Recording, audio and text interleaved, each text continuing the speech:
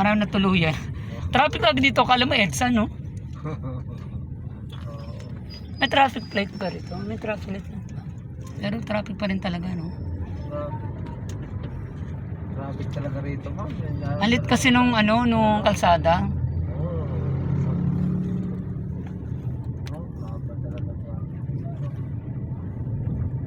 Stop light.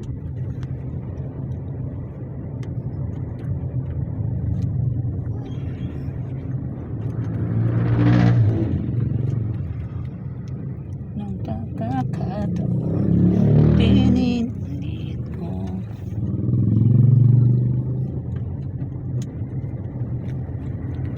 Pwede ba kuya through Gcash ko send sa nyo? Pwede mo. Okay. Sa may Gcash eh. Oo nga eh. Saka hindi na... Ang dami na lahat na naka-Gcash, di ba? Saka, hindi makukuha ni misis ko yan. Oo, maganda din mag-save-save ng pera. Kukunin niya, wala kang magagawa eh.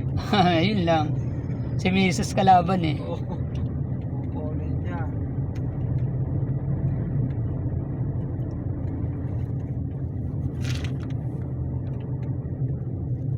Kaya minsan tinatago ko eh, hindi niya makita eh. At kalma mag ano, may mga ano ngayon na, yung mga ATM na ano ngayon, pang international, libre lang. Ay, ano ba, hindi ko alam eh. Pwede ka mag-save ng Ang save. inaano ko, nagpapasbook ako kasi mahirap yung ATM. Tukso yan eh.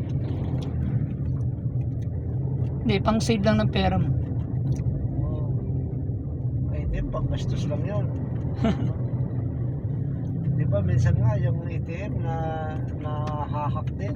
Nababalik naman agad kasi galing sa bangko. Kung mahak man yun, ibabalik sa'yo ng bangko yun.